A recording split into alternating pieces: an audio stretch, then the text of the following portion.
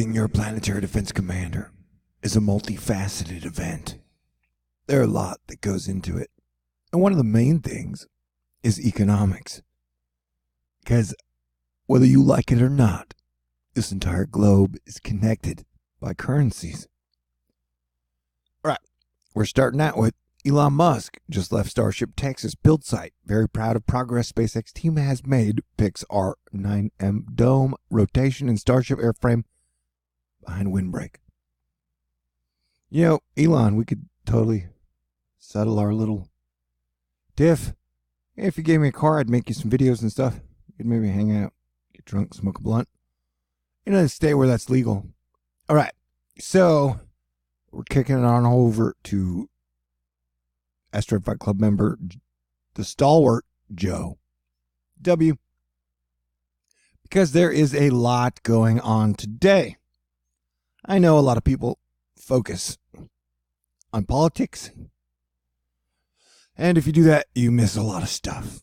And so, I don't know, was it like a week ago? I said the economy is in bad shape, dude. And a lot of people were like, stick to weather. I was like, oh man, do you even know who I am? Okay. So yeah, when I say that, I'm saying it because it's probably really true. And so the tariff war between America and China and a lot of places right now, it continues to ratchet up. Our deal-making president has yet to make a deal. And that is causing markets to feel a bit unstable. So China is stopping agricultural purchases from the U.S. and lets the yuan fall below 7. Now the yuan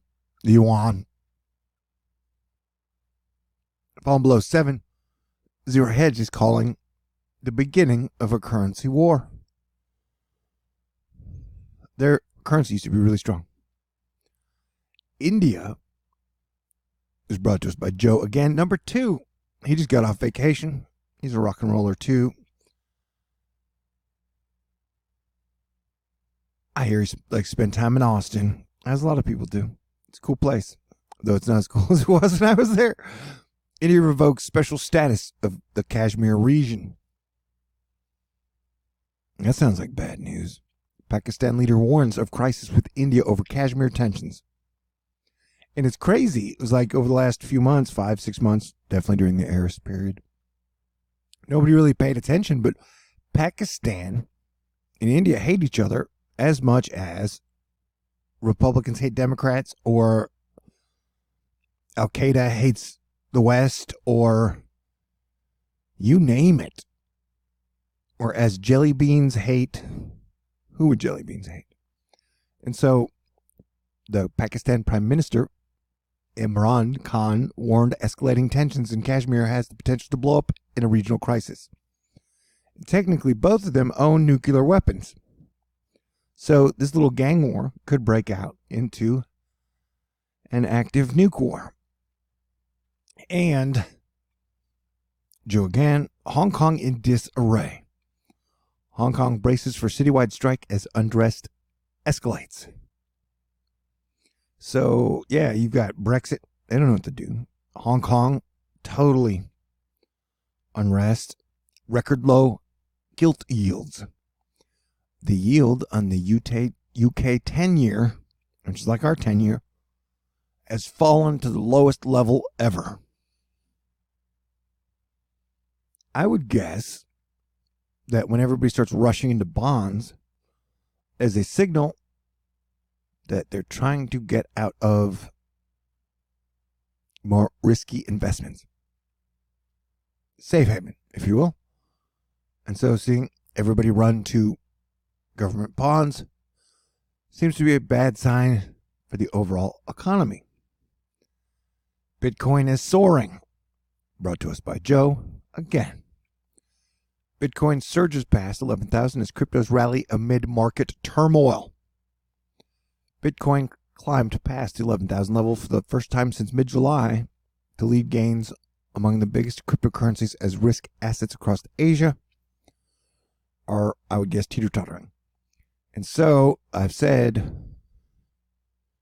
Bitcoin is actually a decent investment. The closer you can get it to 6,000, the better. Although it'll be interesting to see because we haven't really seen any type of a market correction or crash, by my definition, since about 2008. And so if a market is to crash again, if you remember in 2008, when everything crashed, you could buy like the greatest stocks at the cheapest prices. The problem was nobody kept any powder dry. So nobody could buy the stocks when they were super low because everybody lost their money. It was freaking out. And so I'm very curious about how stable Bitcoin and cryptos would be in a real type of correction. I've guesstimated it could actually fall as low anywhere to like 1,000, possibly even like 300. But we're talking in a total crash scenario. If we go back to like Dow Jones 8,000, I guess at that rate you could see it like $80. But the overall, I would definitely, if you were an investor, I would have some cryptos in your investing basket. I have more faith in cryptos than I do in gold and silver. Although I'm always broke. Your planetary defense commander doesn't get paid much, so I don't invest in anything. Although people keep telling me that I need to get a crypto account so I can donate cryptos, but then people always hack my shit, and so I'm like, last thing I want is access to money that they can steal. I'm making rich enough as it is already. Or, just buying the meals every day. Joe again, man, he's kicking ass today. He should go on vacation more often. Did I already say that? Pretty much everything else tanking too, except for government bonds, which is, they're surging because that's kind of like the safe haven, like I was saying. And so there's a thing where there's like ancient Martian money, then there's musty money, then there's old money, then there's new money, and then there's the public. So the public is usually the last to know. And so you'll have all the people who are telling me, no, the economy's great, dude. The economy's fantastic. The economy's never been better. Then you'll have the people on the other side who are just not paying attention. And me usually giving you information you can technically trade off of, saying, yeah, dude, there are signs of weakness all across the board. And I want to remind you, there are some of the best reporters in the finance community that follow me. We're talking big ones on TV. So, can't be that big of a dumbass. Joe Weisenthal. And now there's a flying car. Well, fantastic. New Japanese flying car gets off the ground for about a minute. That's what she said. It was caged and only hovering for about a minute, but it flew a new flying car. Don't sleep on Brexit.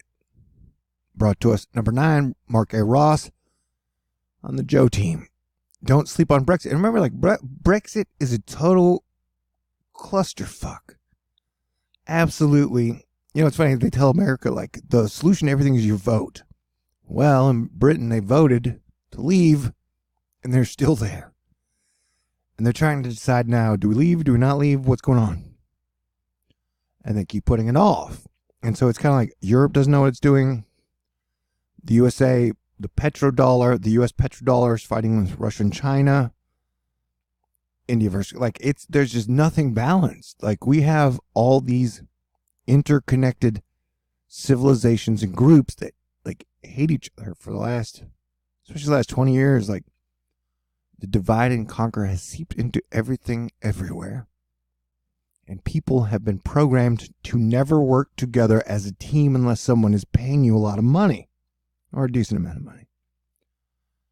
And the digital era has destroyed our ability to communicate or relate to each other as human beings. So these are definitely interesting times. I would recommend romance, kissing and cuddling, going to watch sunsets, but I pulled all my investments out of believing in romance. It's been a weird year or two for me. I mean, like, I literally ran into 3 of my top crushes of all time. And then I was like, all right, I give up on romance. I don't know. It doesn't make any sense, but whatever. Keith McCullough, also a cool dude. Treasuries, another bounty off of profits for the bulls today, as the black hole takes U.S. Treasury yields off the charts to 1.75. Anytime it falls under 2, that's a pretty big signal that shit is crazy, you know? And so, yeah, shit's crazy, man. And things are looking kind of tight. Like I said, there's the ancient Mars money and musty money and old money and then new money and then, like I said, crypto money and then the public, the 401k money, where they're locked into their investments. The sun is doing amazing things to our planet as usual. And we got, while the Asia's fighting, they got shit bearing down on them. Thanks, brought to us by Cyclone Man. Cyclone, Hurricane Man, Typhoon Man, David Ingalls. If Hong Kong stocks fall again today, that would then match the longest daily losing streak in over 22 years. I don't know if you know this, but like in 2008, we found out about mortgage-backed securities where they took everybody's debts, they chopped them up into tiny little tranches, and then they shoved them in these like 1,000 pieces of debt. They melded them together with a supercomputer, and then they resold them as actual assets that people bought hook, line, and sinker. And the Moody's was like, yeah, they're AAA rated, man. You can totally trust these things. And it turned out they were freaking garbage, man. Dope. Yeah, Joe usually says, what I miss. And so, thanks to Joe, Chief Economist note. The end of the world as we know it? ? So it's interesting times. I might even put the end of the world as we know it in the title, just to ensure I get a couple of down thumbs. So yeah, I don't know. I highly recommend working together, everybody. You know, stay cool. Yeah, if Elon gave me a car. Police say they have fired more than 1,000 rounds of tear gas and arrested over 500 people since Hong Kong protests began. And so nobody seems really happy with things that are going on, but things are definitely more interesting than they've ever been. And so, yeah, there's a lot going on. And remember, a lot of times when this shit surfaces in whether it be Europe or Hong Kong or China, it takes a while, but it eventually ends up here. And that when the stocks fall, in a real crash, they fall like a knife. I believe Zero Hedge coined the term. Like a falling knife? I forgot what I was going to say. So yeah, it is. There's a lot of interesting things going on, and that's why I try to bring you the news. Straight up now, tell me, do you really want to love me forever? Oh, or am I caught in a hit and run? Love you guys. You guys are cool. God bless Asteroid Fight Club forever. And a point I was trying to make before, it's one of the things we're into is that the richer people and the richest people have never held on to their money tighter than they do now. They may have like 10, 20, 100 times more money than they've ever had. But they definitely seem more allergic to parting with it or sharing it or letting it flow back into the economy. So you have like 80% of all the money and stuff that's in the hands of 0.001%, and the rest of people are just barely scraping by. And things would flow better if there were more natural flow of the overall abundance that the economies and Earth has to provide us. Because we are all in this together. It is all interconnected. I'm sorry if you don't like it, that's just how it is. So the only way we're going to make it through is by working together and setting aside our differences to solve common problems and realize we're all sharing the same air, sharing the same water, sharing the same land. And so we got to figure out a new way to work together and communicate clearly. So everybody's focused upon a public tragedy that two of them that were horrible We got a bunch of big shit coming down the pipe, people. Big toxic bowling ball spewing out anger and hate and legacy problems. So everybody stay cool, and I will keep you all posted. God bless everyone. Peace out. May the force be with you always. And thanks, Joe. Hey, Joe, where are you going with that financial data in your hand?